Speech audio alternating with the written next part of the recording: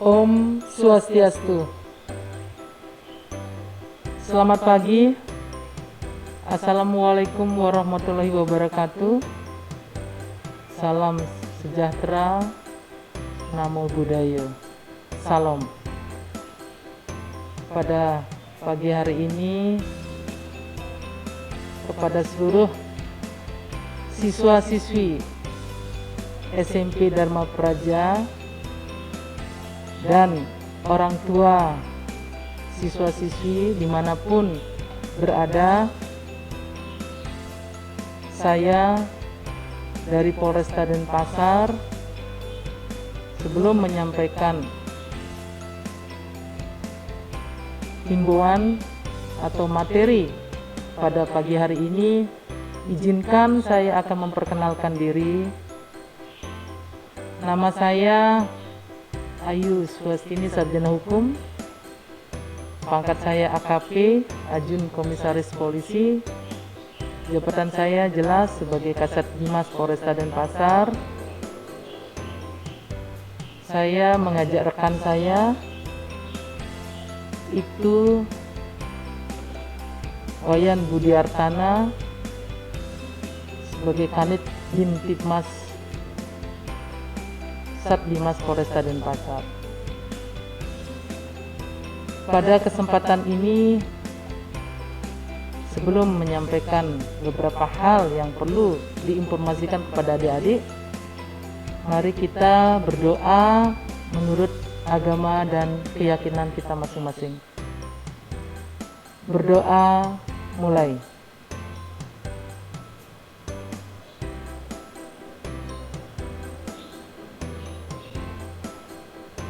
Berdoa selesai. Baik adik-adikku SMP Dharma Praja Denpasar dan kepada orang tua, wali murid dimanapun berada, tentunya adik-adik sudah mengetahui bahwa situasi saat ini, di mana kita ketahui bahwa adanya wabah virus corona COVID-19 yang sudah mendunia. Tentunya di sini harapan dari kami sebagai aparat kepolisian mengajak adik-adik, kepada adik-adik semua, begitu juga kepada orang tua, untuk selalu menjaga dan mentaati protokol kesehatan. Tentunya adik-adik sebelum beraktivitas dan sesudah beraktivitas harus mencuci tangan. Bukan hanya pada saat makan saja mencuci tangan, tetapi beraktivitas apapun adik-adik harus rajin mencuci tangan. Begitu juga kepada ibu-ibu, orang tua, wali murid, silakan cuci tangan selama 20 detik dengan pakai sabun dengan air mengalir, supaya tangan kita tetap bersih dan terbebas dari virus. Adik-adik juga harus memakai masker. Begitu juga kepada orang tua, wali murid. Kemanapun adik-adik mau keluar, pakai masker. Nah, apabila adik-adik bepergian dengan memakai sepeda motor, adik-adik dan orang tua juga harus memakai helm. Saya harapkan memakai helm yang benar dengan mengikat yang kuat supaya tidak mudah jatuh helmnya ketika terjadi sesuatu di jalan. Dan kemudian juga adik-adik harus lengkapi dengan surat-surat STNK, SIM. Tentunya untuk anak-anak SMP belum boleh sebenarnya memakai kendaraan, belum cukup umur Jadi untuk SIM ketentuannya harus umurnya 17, baik untuk SIM C maupun SIM A. STNK juga harus ada untuk menjaga keamanan adik-adik ketika berlalu lintas di jalan. Nah, kembali terkait dengan COVID, untuk adik-adik ketahui dan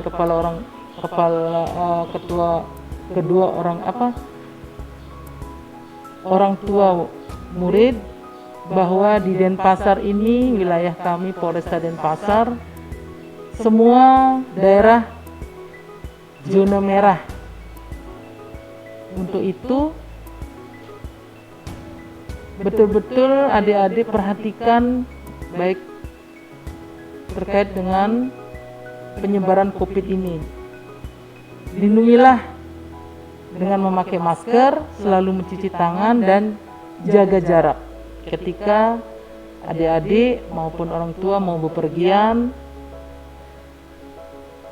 menuju ke objek wisata. Perhatikan jarak dan hindari kerumunan-kerumunan di tempat-tempat umum. Jadi virus ini kita ketahui tidak kelihatan, ya adik-adik ya, tidak kelihatan. Jadi kita harus mulai sekarang, kita harus pola hidup sehat yang kita harus terapkan. Bukan hanya untuk diri sendiri, juga lingkungan. Baik lingkungan di rumah sendiri maupun dalam lingkungan masyarakat. Kita harus hidup bersih. Itu barangkali adik-adik ya terkait dengan COVID. Jadi semoga COVID-19 ini cepat berlalu. Itu harapan kami, dan saya informasikan juga kepada adik-adik dan orang tua murid bahwa kami Satbimas Polresta Denpasar dan seluruh jajaran saat ini kita sedang melaksanakan giat operasi Bina Kusuma. Untuk itu saya mohon dukungan kepada seluruh adik-adik SMP Dharma Praja Denpasar dan orang tua untuk selalu menjaga keamanan dan ketertiban dalam baik lingkungan keluarga maupun masyarakat di saat situasi pandemi ini. Seperti apa yang saya tadi sampaikan, kuncinya untuk mencegah daripada COVID-19 ini tentunya 3 hal yang betul-betul adik-adik perhatikan. Selalu cuci tangan, pakai masker, dan jaga jarak. Kalau itu adik-adik sudah disiplin lakukan, pasti adik-adik aman dalam situasi seperti ini. Mungkin barangkali itu aja gambaran umum.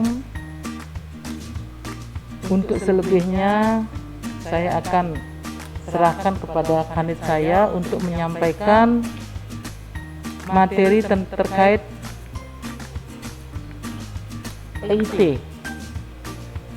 ITK, ITA.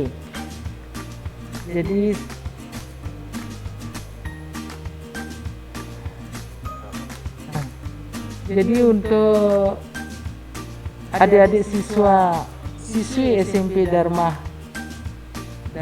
Praja Denpasar, saya harapkan adik-adik mengisi daftar hadir ya, daftar hadir melalui link yang sudah disiapkan. Silakan diisi untuk diabsensi. Terus kemudian nanti silakan adik-adik apabila ada bertanya pada saat nanti rekan saya, kanit saya menyampaikan materi yang akan disampaikan. Kalau ada yang ditanyakan silakan melalui link. Nanti kami akan jawab melalui link juga. Ya dari ya. Baik, mungkin barangkali itu kepada Bapak itu Wayan Budiartana, Kanit Binti Mas Sat Bimas Polresta Denpasar, kami silakan. Baik, terima kasih Bu Kasat Binmas jadi atas waktunya. Jadi pada pagi hari ini, jadi saya akan menyambung apa yang sudah disampaikan oleh Ibu Kasat Bimas. Jadi terkait dengan COVID. Namun dalam hal ini terkait dengan COVID tidak bisa jadi informasi terkait dengan COVID tidak terlepas daripada media sosial juga. Nah tentunya di sini kami dari pihak kepolisian akan tetap menghimbau kepada adik-adik semua, dalam hal ini siswa-siswi SMP Dharma Praja Denpasar.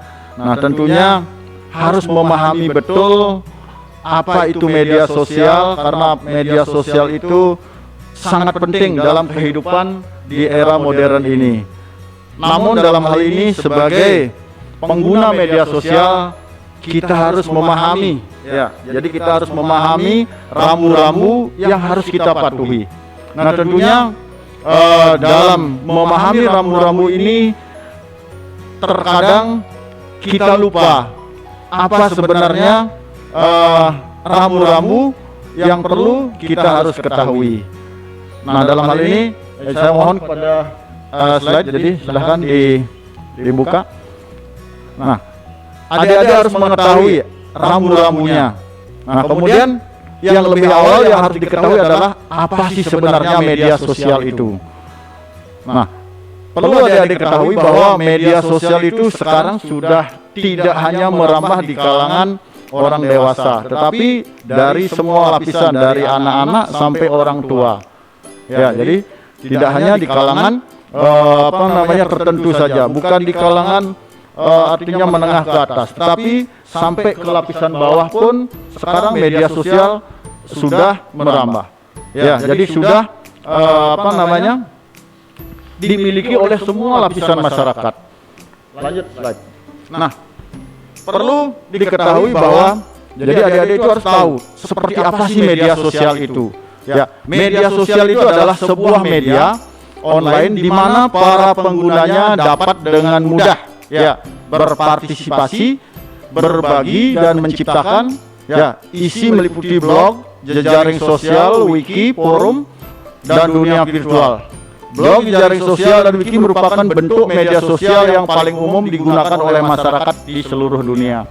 Nah, dalam hal ini jadi tidak hanya di Indonesia saja orang-orang mempergunakan media sosial, tetapi di seluruh dunia.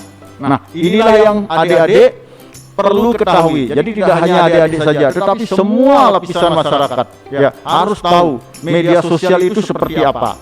Nah, di sini apakah itu jejaring sosial? Nah, ini yang perlu adik-adik juga ketahui. Jejaring sosial itu adalah suatu struktur sosial yang dibentuk dari simpul-simpul atau yang umumnya adalah individu atau organisasi yang diikat dengan satu atau lebih tipe relasi spesifik seperti nilai, visi, ide, teman dan keturunan dan lain-lain. Nah, ini akan dalam bentuk jaringan. Jaringan dalam hal ini jadi semua lapisan masyarakat jadi sudah saling gandeng menggandeng. Jadi tidak hanya satu. Masyarakat tidak hanya sekelompok masyarakat, tetapi semua saling keterkaitan. Kemudian berinteraksi dengan mempergunakan media sosial atau jejaring sosial. Silakan slide lanjut. Nah, pengaruh media sosial atau jejaring sosial. Terkait dengan pengaruh di sini, media sosial atau jejaring sosial saat ini banyak sekali diikuti oleh para remaja. Mungkin adik-adik, saya yakin adik-adik SMP, baik itu putra maupun putri sudah banyak hampir 100% mempergunakan daripada media sosial. Apakah itu Facebook, kemudian WA, kemudian Line ataupun media sosial yang lainnya. Nah, kemudian banyak sekali orang-orang bahwa jika tidak membuat akun atau tidak mempunyai akun media sosial seperti Facebook, ya, kemudian Instagram atau yang lain, ya, bisa dikatakan kampungan. Tetapi sebenarnya tidak seperti itu, ya. Kemudian media sosial dapat membuat orang eksis atau populer. Hal ini dapat dilihat dari teman atau followernya. Ya, ini, ya, kadang-kadang kalau tidak punya jejaring sosial, oh kampungan. Kemudian dibilang ini, sebenarnya tidak seperti itu, ya. Tetapi media sosial itu kita sangat butuhkan sekarang ini, ya, untuk melakukan komunikasi. Ya, komunikasi itu kan tidak hanya dengan satu orang per orang, tetapi kita juga ingin mengetahui dunia luar. Kita ingin mendapatkan ilmu pengetahuan dari media sosial. Ya, ini yang perlu kita ketahui. Jadi kita semua, bukan hanya adik-adik saja. Ya. Kemudian tak jarang juga dikarenakan media sosial muncul bahasa-bahasa baru yang dapat mungkin merubah daripada arti daripada bahasa Indonesia yang sudah baku.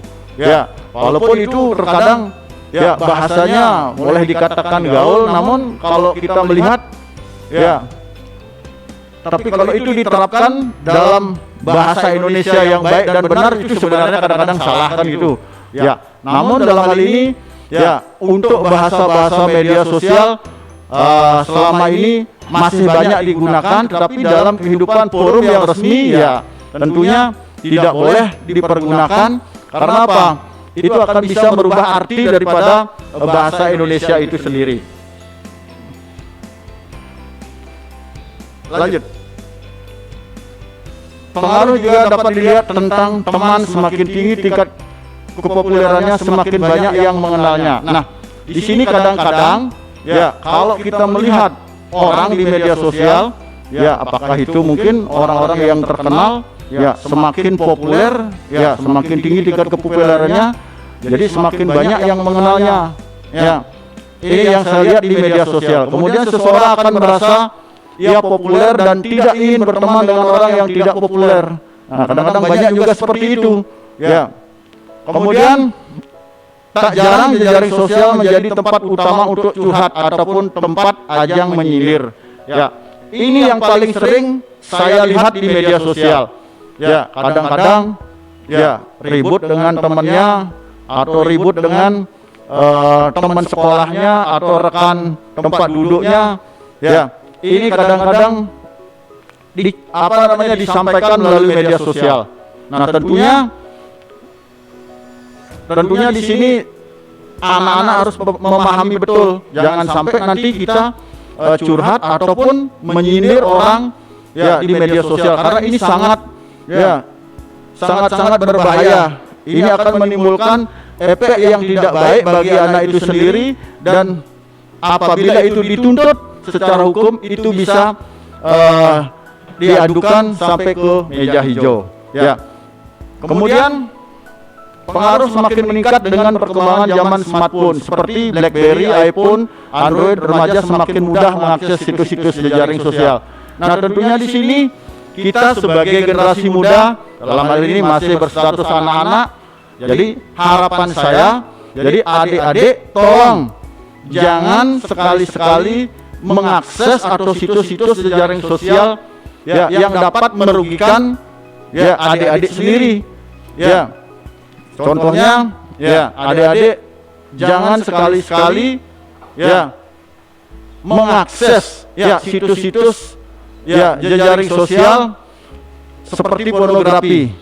Ya, silahkan kalau adik-adik masih berstatus anak-anak sekolah, ya, silahkan adik-adik uploadlah atau akseslah situs-situs yang dapat memberikan manfaat bagi pelajaran adik-adik ke depan. Ya, jangan sampai adik-adik justru mengupload hal-hal yang tidak penting di media sosial. Inilah yang perlu adik-adik pahami terkait dengan media sosial. Silahkan slide lanjut. Nah, kemudian bagaimana dampak sosial terhadap remaja? Nah, adik-adik ini termasuk masih dalam kalangan remaja. Tentunya media sosial ini punya dampak positif dan punya dampak negatif. Nah, inilah yang perlu adik-adik pahami. Ya, lanjut. Nah, di sini ada dampak positif media sosial. Ya, yang pertama dapat memiliki banyak teman. Ya, terus terang dengan banyaknya teman di media sosial, itu adalah hal yang positif. Tergantung sekarang kita menilai daripada teman itu. Untuk apa? Kalau untuk hal yang positif, mencari teman di media sosial tidak apa-apa. Namun, apabila kita mencari teman di media sosial untuk hal-hal yang negatif, ini sangat merugikan adik-adik sendiri nanti. Termasuk ke depan, masa depan adik-adik di kemudian hari. Yang kedua, bertemu dengan teman lama. Kadang-kadang mungkin adik-adik punya teman lama. Kemudian setelah adik-adik buka media sosial seperti Facebook, ataupun media sosial yang lainnya, ternyata ketemu teman, otomatis kita akan add.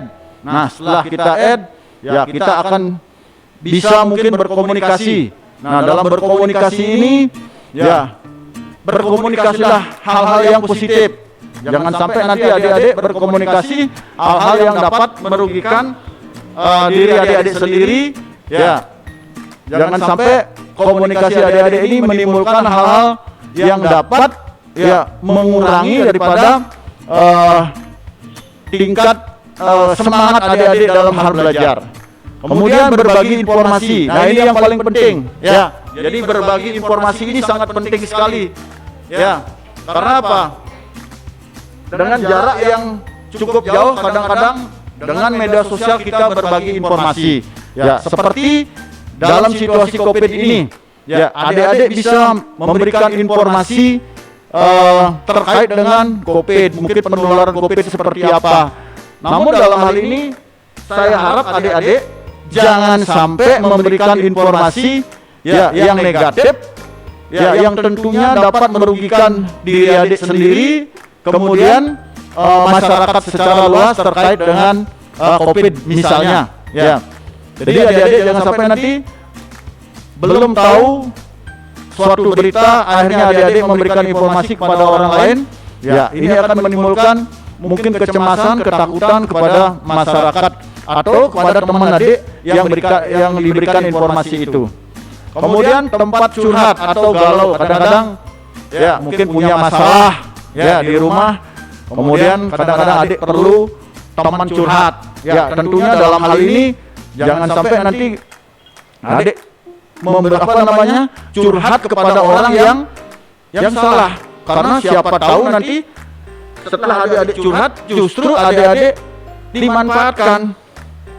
Nanti misalnya adik-adik curhat kepada pelaku narkoba, misalnya adik-adik curhat kepada pengguna narkoba, kemudian pengedar narkoba. Adik-adik jangan sampai nanti dimanfaatkan. Tentunya boleh saja curhat melalui media sosial, tetapi kita harus tahu dengan siapa kita curhat. Jangan sampai nanti curhat kepada orang yang salah. Kemudian menyalurkan hobi menulis.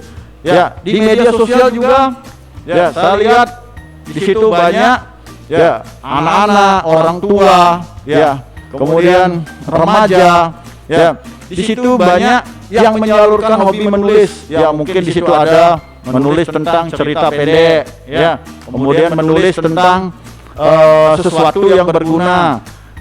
Misalnya mungkin pengobatan, kan itu. Kemudian ilmu pengetahuan. Tentunya di sini bisa ditulis di media sosial. Nah, ini adalah bagian dari menyalurkan hobi menulis.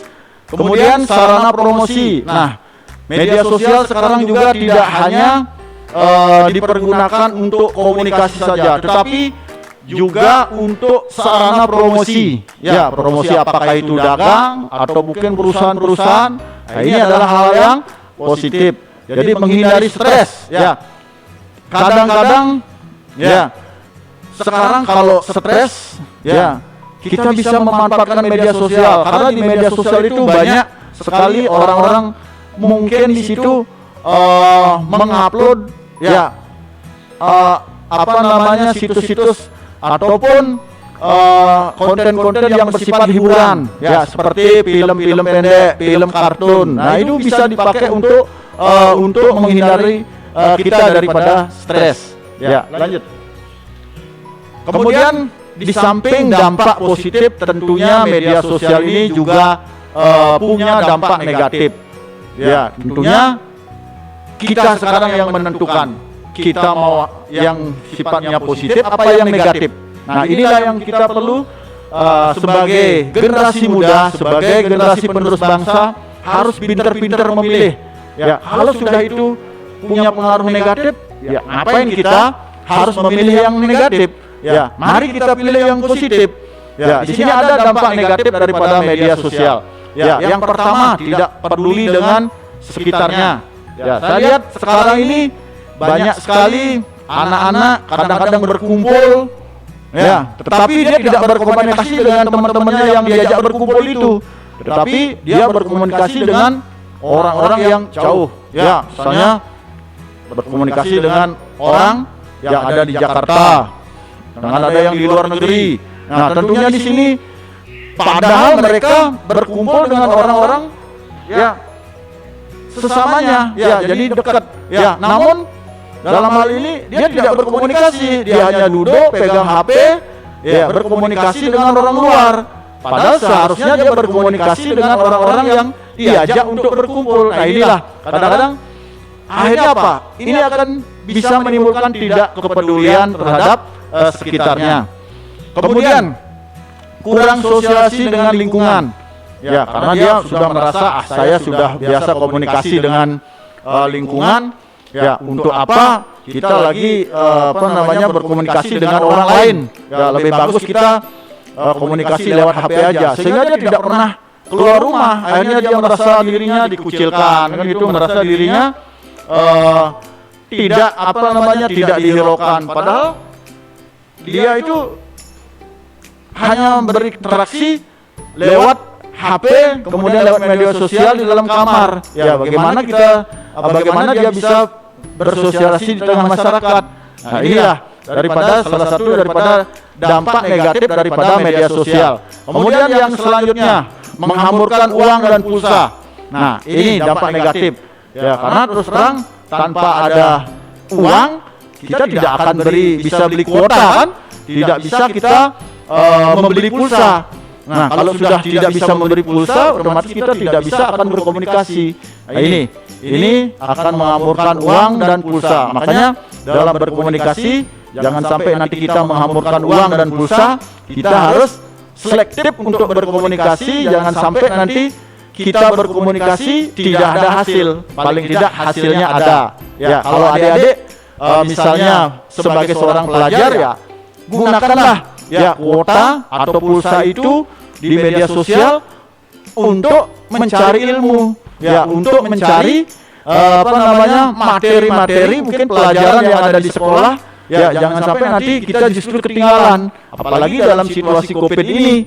Ya, dalam situasi Covid ini, ya kita ini harus banyak membuka media sosial untuk mencari tambahan ilmu. Karena apa? Sekarang adik-adik selama Covid ini kan diliburkan. Nah, tentunya adik-adik harus betul-betul aktif, ya aktif dalam artian mencari tambahan daripada ilmu di luar pengetahuan yang sudah diberikan oleh bapak ibu gurunya melalui online, kan itu. Nah, kemudian berkurangnya waktu belajar. Nah, kadang-kadang terus terang saya lihat dan saya perhatikan adik-adik, ya mungkin saya juga sebagai orang tua, ya tentunya saya juga punya anak, ya saya melihat di sini, ya jadi anak-anak itu lebih banyak dipergunakan untuk pegang HP. Ya, mungkin termasuk adik-adik juga sendiri. Ya, adik-adik bisa melihat. Ya, di situ adik-adik kadang-kadang kalau namanya sudah pegang HP, ya jangankan belajar, makan saja, ya terkadang lupa. Nah, ini yang perlu adik-adik ketahui. Berkurangnya waktu belajar, jangankan belajar, makan aja kadang-kadang lupa. Nah, ini perlu adik-adik ketahui bahwa media sosial, ya jangan terlalu kita fokus ke dia, tetapi dalam artian kita ini harus ambil yang positifnya. Ya, itu. Kemudian kurangnya perhatian untuk keluarga. Kadang-kadang tidak hanya adik-adik saja, kadang-kadang ibu-ibunya juga, ya, karena terlalu asik bermain media sosial, lupa masak. Nah, ini lupa mengerjakan rumah tangganya. Nah, ini saya banyak juga memperhatikan, saya juga sering melihat hal-hal demikian karena lupa, ibu-ibu kadang-kadang lupa melakukan kegiatan rumah tangganya, ribut dengan keluarganya. Nah, ini merupakan bagian juga dari dampak negatif daripada media sosial. Nah, kemudian tersebarnya data pribadi. Nah, perlu adik-adik ketahui bahwa di media sosial, ya, khususnya di Facebook, ya, yang saya lihat dan saya amati, ya, di situ ada data pribadi. Makanya saya minta kepada adik-adik semua kurangi, ya, tidak hanya adik-adik saja, termasuk ibu-ibu, mungkin bapaknya, kurangi. Ya, jadi saya mohon untuk mengurangi mengupload hal-hal yang tidak penting di media sosial. Ya, ini akan bisa dilihat oleh seluruh dunia, tidak hanya di Denpasar saja. Ya, seluruh dunia, siapapun yang punya akun Facebook, ya, akan bisa dibuka dan bisa dilihat.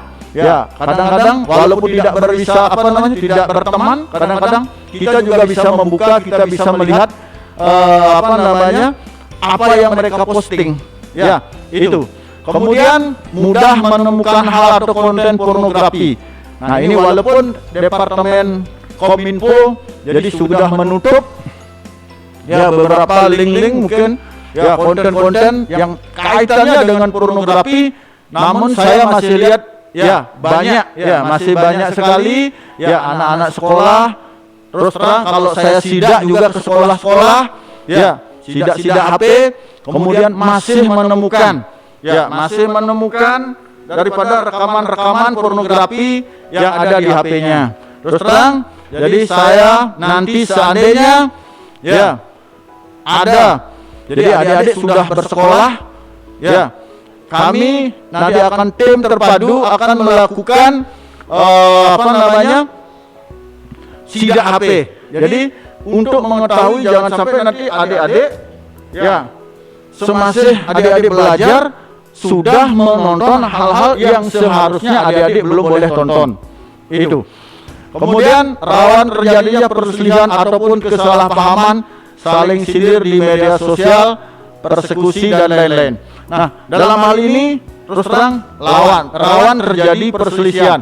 Banyak sekali permasalahan-permasalahan seperti tawuran antar pelajar, ya, tawuran antar anak-anak sekolah, ya. Jadi syukur di Bali mungkin belum ada, tetapi di luar Bali saya lihat masih banyak, ya, terjadi perselisihan tawuran antar pelajar. Nah, tentunya di sini tidak terlepas daripada peran media sosial. Kadang-kadang, ya, anak-anak itu, ya, berselisih di media sosial, akhirnya langsung bertemu di lapangan, ya, kemudian berkelahi, ya, kemudian tawuran. Nah, ini yang terjadi. Jadi rawan terjadinya perselisihan ataupun kesalahpahaman atau saling sindir di media sosial, persekusi dan lain-lain merupakan dampak daripada negatif di media sosial. Kemudian sering terjadinya penipuan. Nah, ini yang paling sering. Ya, jangan sampai, ya, saya ingatkan kepada adik-adik semua, saya ingatkan kepada orang tua murid semua, ya, tolong berhati-hati, ya, tolong berhati-hati dengan suatu situs atau konten yang ada di media sosial, ya, jangan begitu percaya, karena apa? Sudah banyak sekali, ya, orang-orang kena tipu di media sosial. Ini. Jadi banyak sekali laporan yang masuk ke kantor polisi, ya, yang mengatasnamakan seseorang, ya, mengatasnamakan pejabat, sebenarnya tidak ada, ya. Tetapi itu bisa menimbulkan kerugian bagi pada pengguna media sosial itu sendiri. Ya, contohnya, ya, penipuan-penipuan yang pernah terjadi di media sosial, ya, seperti, ya, mendapat hadiah. Ya, ini yang paling sering terjadi di tengah-tengah masyarakat. Ya, termasuk adik-adik sendiri juga. Jangan sampai nanti adik-adik dibilang mendapat hadiah, adik-adik sudah senang, kemudian adik-adik akhirnya mengirim sesuatu, ya baik itu melalui transfer ataupun rekening. Ya, melalui rekening itu jangan sampai nanti adik-adik uangnya hilang, akhirnya hadiahnya tidak datang. Ya, kemudian yang selanjutnya dampak negatif dari media sosial adalah lupa beribadah. Kadang-kadang karena asyiknya, ya baik itu yang beragama Kristen, yang beragama Hindu, beragama Islam, termasuk agama yang lainnya. Kadang-kadang karena asyiknya bermain media sosial, dia lupa beribadah. Ya, lupa sembahyang. Ya, lupa melaksanakan kewajibannya kepada Tuhan Yang Maha Esa. Nah, tentunya di sini adik-adik boleh bermedia sosial, silakan. Jadi tidak ada yang larang, tidak ada yang melarang ataupun menahan untuk adik-adik tidak boleh melakukan media sosial, tetapi adik-adik harus betul-betul ingat dengan kewajibannya. Oh, kewajiban saya sebagai apa? Kewajiban saya sebagai pelajar. Nah, tentunya kita sebagai pelajar seperti apa kita harus mempergunakan media sosial. Jangan sampai nanti gara-gara kita keasikan mempergunakan media sosial, akhirnya kita lupa dengan kewajiban kita sebagai pelajar, lupa kewajiban kita sebagai anak, ya, ketika berada di rumah. Ya, ini lanjut. Nah, kemudian bagaimana kita upaya untuk mengatasi bahaya media sosial atau jejaring sosial? Nah, tentunya di sini ada kiat-kiat, ya. Tentunya kiat-kiat itu, ya, agar kita tidak terlena, ya, dalam mempergunakan media sosial. Ya, yang pertama kita harus pandai mengatur waktu, ya. Kapan waktu belajar dan kapan waktu bersenang-senang. Nah, ini yang harus adik-adik pahami. Jangan sampai nanti waktunya belajar adik-adik pergunakan untuk senang-senang. Waktunya adik-adik bersenang-senang, adik-adik pergunakan untuk, ya, tidur, kan itu. Nah, ini jangan sampai. Jadi harus pandai mengatur waktu. Oh, waktunya sekarang saya harus belajar. Ya, saya harus membantu orang tua. Nah, ini harus adik-adik betul punya schedule, ya. Kemudian kapan waktu belajar? Oh, waktunya belajar. Oh, jam 6 sampai jam 8 saya harus belajar. Ya, harus belajar. Jangan dipergunakan untuk pegang HP. Ya, jangan kita pergunakan untuk, ya, sesuatu yang tidak berguna. Ya, kapan waktunya bersenang-senang? Ya, kalau mungkin hari Minggu, hari libur, ya, boleh kita pergunakan untuk senang-senang. Mungkin boleh dipergunakan untuk, ya, kita mungkin berinteraksi melalui media sosial. Tetapi kalau waktunya belajar, ya belajar. Karena kalau adik-adik tidak mempergunakan waktu dengan baik, ya, saya yakin adik-adik akan menyesal nanti di kemudian hari. Adik-adik akan, oh, kenapa waktu saya tidak pergunakan dengan baik saat saya masih duduk di bangku sekolah. Nah, ini. Kemudian menghargai orang lain. Ya. Jangan menyindir atau menjelekkan orang lain di jejaring sosial. Nah, ini adik-adik betul-betul harus pahami, menghargai orang lain.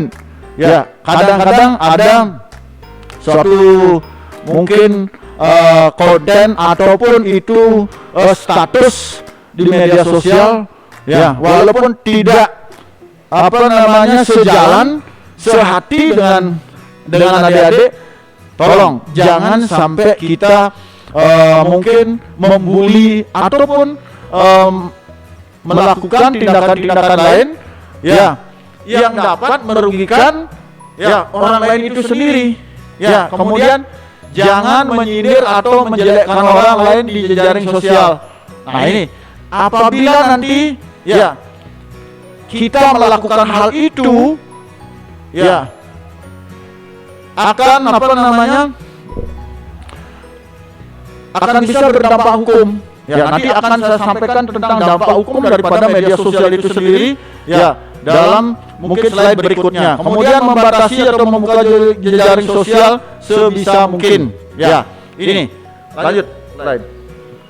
Nah, kemudian kesimpulan yang saya bisa sampaikan dalam apa itu sebenarnya media sosial, yaitu media sosial, ya, jejaring sosial memiliki banyak manfaat, ya, tetapi tidak bisa dipungkiri jejaring sosial juga memiliki berbagai macam bahan dan konsekuensi lainnya, seperti banyak siswa dan sisi membuka situs jejaring sosial pada saat jam pelajaran. Nah, ini yang perlu adik-adik hindari, ya. Kemudian media sosial, jejaring sosial juga dapat membahayakan kesehatan manusia, terutama mata, dan dapat membahayakan tubuh seperti lupa makan ataupun lainnya. Tadi juga saya sudah singgung, jadi terkait dengan dampak daripada negatif media sosial. Kemudian media sosial atau jejaring sosial juga dapat menyebabkan lupa beribadah. Dikarenakan itu kita harus pandai membagi waktu antara lain dunia maya dan dunia nyata. Kemudian yang selanjutnya, meskipun sudah ada dunia maya, jangan hanya berfokus akan dunia maya, ya, lihatlah dunia sekitar dan jangan lupa bersosialisasi. Boleh mempergunakan media sosial, namun ya adik-adik harus ya bisa berinteraksi langsung di tengah-tengah masyarakat, ya, dengan membaur. Jadi jangan sampai kita membatasi diri, ya, mentang-mentang punya media sosial, ya. Kemudian jangan menganggap diri sempurna dan populer ketika ya follower ataupun teman di jejaring sosial banyak. Jangan membeda-bedakan manusia atau teman, ya. Kemudian terus berjuang untuk menggapai cita-cita. Yang paling penting adalah ini, yang terakhir, terus berjuang untuk menggapai cita-cita, karena perjalanan adik-adik masih cukup panjang dan perlu banyak belajar. Nah, manfaatkanlah media sosial ini untuk belajarnya adik-adik di sekolah. Jangan sampai nanti ya gara-gara kita keasikan bermedia sosial, ya, chatting-chattingan ataupun yang lainnya, ya, kita lupa belajar.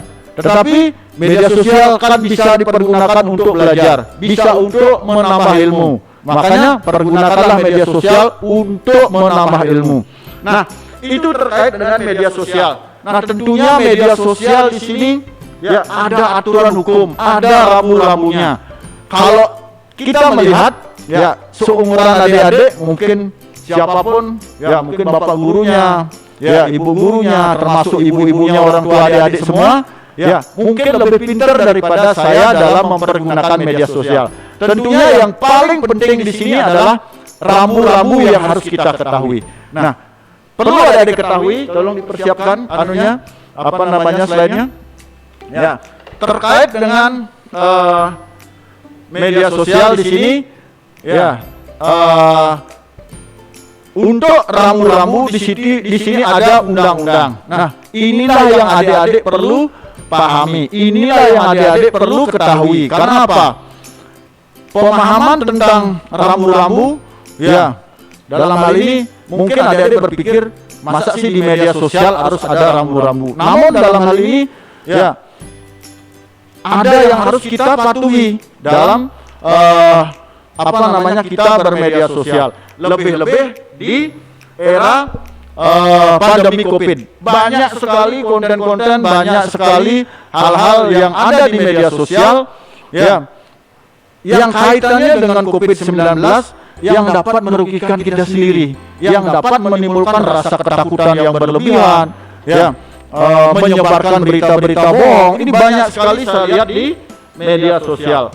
Nah, kemudian dalam hal ini saya melihat, ya, di media sosial saya perhatikan, baik itu di Line, di Facebook, Instagram, banyak sekali konten-konten yang ada di media sosial itu yang sifatnya memberikan rasa takut. Nah, tentunya di sini saya harap kepada adik-adik, mungkin masyarakat secara luas, ya, untuk berhati-hati dalam hal apa namanya mengupload sesuatu atau konten-konten ataupun status di media sosial yang dapat merugikan masyarakat secara luas. Nah, tentunya di sini ada undang-undang. Nah, di sini dalam Undang-Undang Nomor 19 Tahun 2016, ya, itu mengatur tentang informasi dan transaksi elektronik. Nah, inilah yang adik-adik perlu ketahui, perlu adik-adik pahami bahwa undang-undang ini adalah rambu-rambu dalam kita bermedia sosial. Nah, sebenarnya undang-undang ini sudah ada lama, ya. Jadi Undang-Undang Nomor 11 Tahun 2008, ya. Namun mungkin karena masih ada kelemahan-kelemahan, kemudian undang-undang itu diperbaharui menjadi Undang-Undang Nomor 19 Tahun 2016. Ya, jadi kalau dulu sudah ada sebenarnya Undang-Undang Nomor 11 Tahun 2008, namun sekarang diperbaharui menjadi Undang-Undang Nomor 19 Tahun 2016. Ya, lanjut slide. Nah, ini untuk pengertian saya tidak usah lagi sampaikan karena saya tadi sudah menyampaikan. Lanjut. Nah, kemudian di sini ada dalam undang-undang itu, ya, dalam undang-undang ITE, informasi dan transaksi elektronik, di situ ada perbuatan yang dilarang dan ada perbuatan yang diperbolehkan. Nah, dalam hal ini, ya, untuk perbuatan yang diperbolehkan, jadi saya tidak terlalu banyak membahas. Ya, karena apa? Kalau sudah diperbolehkan, tidak akan mungkin berhadapan dengan hukum.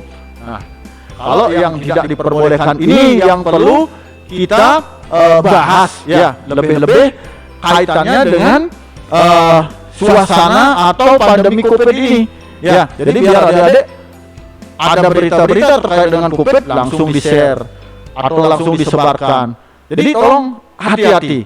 Ya, di sini ada beberapa pasal dalam Undang-Undang Nomor 19 Tahun 2016 tentang informasi dan transaksi elektronik, ya, yang mengatur perbuatan-perbuatan yang dilarang. Ya, yang pertama di sini ada pasal 27. Ya, di mana dalam pasal 27 itu, ya, di situ ada larangan, ya, larangan untuk menyebarkan atau menginformasikan dokumen elektronik yang melanggar kesusilaan. Yang melanggar kesusilaan itu banyak sekali. Ya, di sini mungkin menyebarkan berita-berita porno, ya, kemudian mengupload hal-hal yang telanjang misalnya, ya, mungkin film-film porno. Ya, ini tidak diperbolehkan. Kemudian yang kedua, informasi atau dokumen yang elektronik yang memiliki muatan perjudian.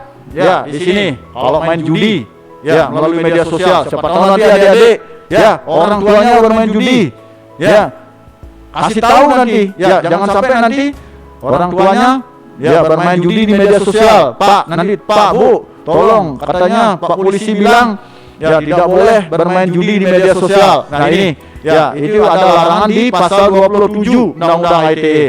Ya, kemudian informasi dokumen elektronik yang memiliki muatan penghinaan dan atau pencemaran nama baik. Ya, ini yang paling sering saya lihat di media sosial.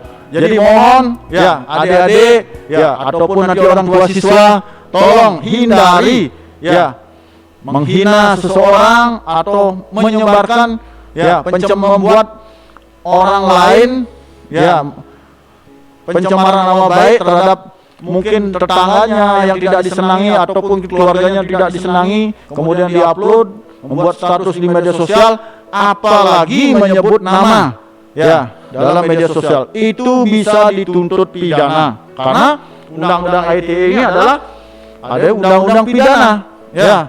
Kemudian informasi atau kemudian yang dilarang lagi, jadi menginformasikan atau memberikan dokumen elektronik yang memiliki muatan pemerasan dan atau pengancaman. Nanti siapa tahu, ya, benci terhadap siapa saja, kan gitu. Ya, contohnya kalau adik-adik, ya, mungkin merasa badannya besar, ya, kemudian baru dikasih nilai kecil oleh bapak ibu gurunya, sedangkan gurunya kecil, akhirnya ditantang atau mungkin diancam di media sosial.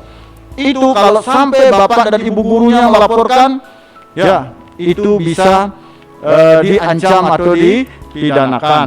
Mungkin adik-adik berpikir, ya, apakah saya ini kan masih anak-anak, apakah bisa dipidanakan? Bisa. Ya, siapa bilang tidak bisa? Kalau itu sangat merugikan. Ya, tetapi prosesnya nanti yang berbeda dengan orang dewasa. Ya, ini bisa dipidanakan, tetapi proses hukumnya yang berbeda. Ya. Kemudian yang selanjutnya pasal 28, ya. Jadi yang tidak diperbolehkan ini, ya. menyebarkan berita bohong, ya, dan menyesatkan yang mengakibatkan kerugian konsumen dalam transaksi elektronik. Ya, ini menyebarkan berita bohong ya di media sosial. Ya, apabila tanpa disertai dengan bukti-bukti, ya, adik-adik menyebarkan berita bohong itu bisa dipidanakan. Ya, termasuk tidak hanya adik-adik saja, termasuk orang tua juga. Ya, apabila menyebarkan berita bohong, ya, itu bisa dipidanakan. Kemudian menimbulkan kebencian individu, kelompok ataupun kelompok masyarakat tertentu berdasarkan atas sara. Ya, itu. Ya. Kemudian lanjut slide. Nah, di sini ada pasal 29 dengan sengaja atau tanpa hak mengirimkan informasi elektronik dan atau dokumen elektronik yang berisi ancaman kekerasan dan atau menakut-nakuti yang ditujukan secara pribadi. Ya, ini. Kemudian pasal 30 mengakses komputer. Ya, ini saya tidak usah sampaikan lagi. Nanti adik-adik nanti bisa dibaca lagi karena bahannya sudah saya berikan kepada panitia daripada penerimaan murid baru di sini. Ya, lanjut. Nah, di sini ada ancaman hukumannya. Ya, perlu adik-adik ketahui bahwa ancaman hukuman dalam undang-undang ITE ini cukup tinggi. Ya, di sini ada dendanya sampai 1 miliar rupiah. Ya, itu denda tertinggi. Kemudian ancaman hukumannya tertinggi 6 tahun penjara. Ya, di sini adik-adik perlu diketahui bahwa untuk ancaman hukuman di sini tidak main-main. Ya, ancaman 6 tahun penjara itu bukan waktu singkat. Ya, tetapi cukup lama. Ya, apapun itu alasannya, ya, apabila melanggar, ya, apabila bisa dibuktikan oleh penyidik, ya, dalam melakukan pelanggaran terhadap undang-undang ITE, ya, itu bisa dipidanakan. Ya, lanjut. Kemudian apa yang terjadi di media sosial? Ya, di wabah COVID-19. Ya, saya masih banyak melihat postingan-postingan yang ada di media sosial terkait dengan COVID-19 tidak bisa dipertanggungjawabkan kebenarannya. Ya, banyak sekali saya melihat hal itu.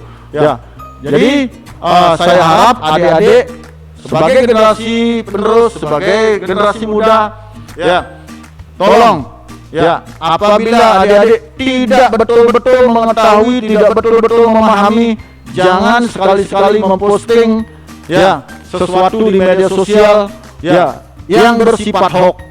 Ya. Kemudian yang kedua, postingan-postingan di media sosial yang menimbulkan rasa ketakutan yang berlebihan di tengah-tengah masyarakat. Banyak sekali, ya, orang-orang yang tidak bertanggung jawab memposting, ya, sesuatu di media sosial yang kaitannya dengan COVID-19, ya, tanpa didasari oleh, ya, bukti-bukti yang pasti. Ya, orang yang tidak tahu tentang penyebaran COVID menyebarkan. Nah, ini yang tidak boleh. Ya. Kemudian banyak postingan-postingan yang menyudutkan pemerintah dalam penanggulangan COVID-19. Ya, terus terang saya juga sebagai aparat pemerintah, ya, kita sudah berjuang, ya, bersama-sama masyarakat, bersama instansi terkait, ya, untuk bagaimana biar COVID itu, ya, tidak menular. Ya. Jadi bagaimana kita melakukan hal-hal jadi agar jangan sampai masyarakat ketakutan. Ya, ini sudah kita lakukan, tetapi namanya masyarakat luas, ya, masyarakat banyak, kadang-kadang kita belum bisa, ya, melakukan apa yang diinginkan masyarakat secara maksimal. Lanjut. Nah, COVID-19 itu adalah wabah dunia. Ya, jadi tidak hanya di Denpasar saja. Ya, tentunya ini yang harus perlu kita sadari. Jangan sampai nanti kita merasa, oh, COVID ini hanya di Denpasar saja. Tidak, ya, ini dialami oleh dunia. Jadi tidak ada negara yang luput daripada COVID-19. Ini yang perlu adik-adik mungkin masyarakat secara luas pahami. Lanjut slide. Nah, ini terus terang dari hasil, ya, penelitian yang kami, ya, amati di media sosial, banyak sekali postingan-postingan yang dapat menimbulkan ketakutan di media sosial. Ya, mengatakan bahwa yang paling parah ini kan kebetulan ya mungkin kita di Indonesia banyak mempergunakan HP merek Xiaomi, ya merek Xiaomi. Nah di sini beritanya di media sosial, ya info virus corona bisa menyebar lewat HP Xiaomi. Ya di sini tidak benar. Ya mohon jadi jangan sampai nanti punya HP Xiaomi langsung dibuang. Ya, tapi itu adalah berita hoax yang tidak ada dan tidak bisa dibuktikan kebenarannya. Ini yang perlu adik-adik pahami.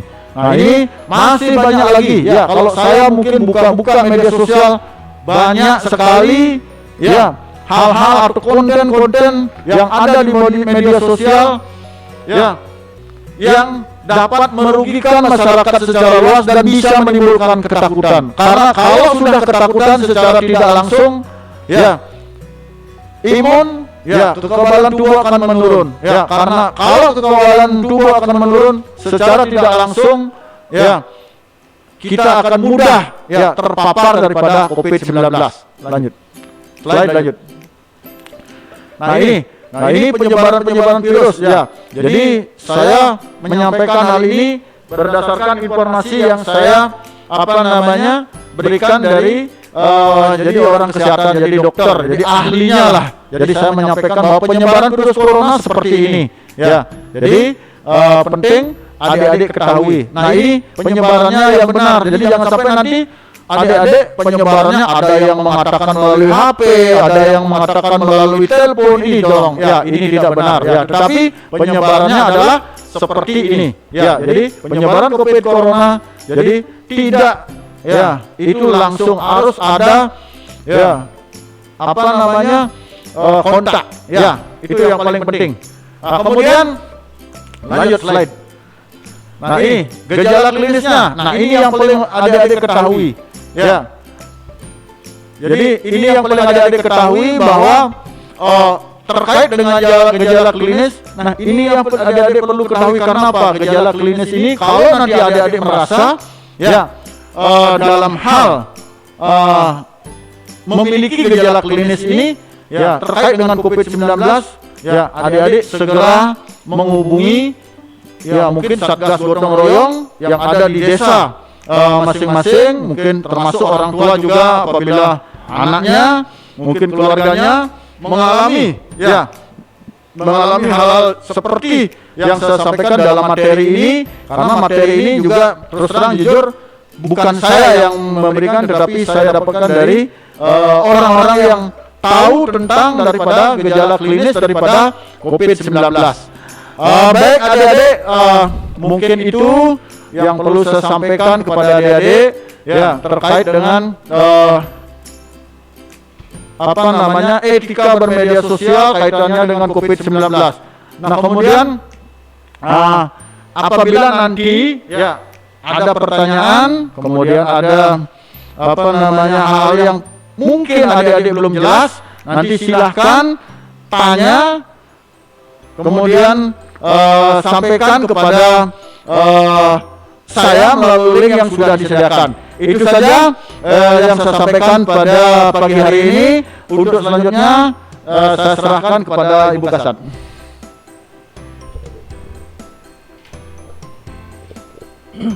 Baik, terima kasih.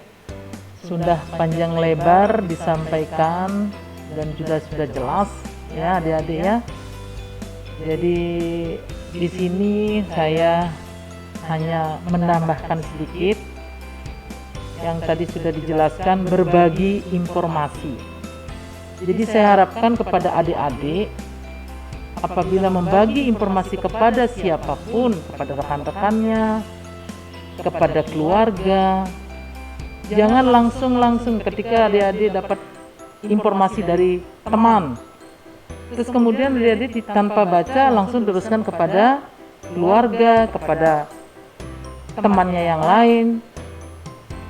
Itu dilihat dulu, disaring dulu ya, disaring dulu supaya kita pastikan apakah informasi itu benar adanya atau hoax ya itu. Terus kemudian seperti yang tadi disampaikan juga terkait dengan COVID-19 Nah, penularan daripada COVID-19 ini di samping melalui dompet ya yang dikeluarkan oleh seseorang, juga sesuai dengan informasi dari WHO. Jadi penularan COVID-19 ini juga melalui udara. Sekarang melalui udara. Melalui udara itu bisa waktunya itu 8 jam. Melalui udara. Jadi untuk itu adik-adik maupun masyarakat luas, orang tua, pergunakanlah masker. Jangan sampai kita keluar tidak memakai masker. Itu harus pakai masker untuk menghindari daripada virus yang melalui udara itu masuk ke dalam tubuh kita. Itu burung. Barangkali penambahan dari saya. Semoga adik-adik di situasi seperti ini, adik-adik itu tetap sehat. Nah, tentunya juga adik-adik sekarang di rumah ya, lakukan olahraga untuk mempertahankan imun tubuh kita. Jadi silakan berolahraga. Adik-adik adalah merupakan generasi penerus bangsa. Tingkatkan belajar sehingga menjadi pintar. Tentunya apa yang adik-adik citakan pasti akan tercapai. Setuju? Setuju ya adik-adik ya? Ya, jadi itu harapan Ibu, begitu juga harapan Pak Budi ya, di sebelah kanan saya. Jadi adik-adik belajarlah yang baik, yang tekun, ikuti nasihat orang tua, bermain di medsos boleh, tetapi disaring. Seperti apa yang sudah dijelaskan oleh Pak Budi ya, sudah panjang lebar menyampaikan. Nah, kemudian adik ingat, saya mengingatkan kembali untuk mengisi daftar hadir ya, daftar hadir, dan apabila ada pertanyaan sesuai dengan materi yang kita sajikan tadi oleh Bapak Budi, silakan melalui link yang sudah ada di layar. Oke, adik-adik? Mungkin barangkali itu saja yang Ibu bisa sampaikan. Semoga apa yang sudah disampaikan dapat bermanfaat, sehingga apa yang menjadi cita-cita adik-adik seluruhnya, khususnya untuk SMP Dharma Praja Denpasar, akan berjalan dengan baik dan sesuai dengan cita-citanya. Nah, di sini Ibu mau bertanya, adakah adik-adik yang ingin jadi polisi? Pasti tentunya ada. Ya, seperti Ibu maupun seperti Bapak Budi. Untuk itu, adik-adik persiapkan dari sekarang ya, dari sekarang fisik, mental, dan intelektualnya. Belajar yang tekun. Semoga apa yang menjadi cita-cita adik-adik dapat terwujud. Saya melalui kesempatan ini waktunya sudah ini ya, udah siang. Kita sampai jumpa dalam waktu berikutnya. Apabila saya tunggu adik-adik bila ada bertanya, silakan melalui link, nanti kami juga jawab melalui link juga. Saya akhiri dengan para mesanti. Om Santi Santi Santi.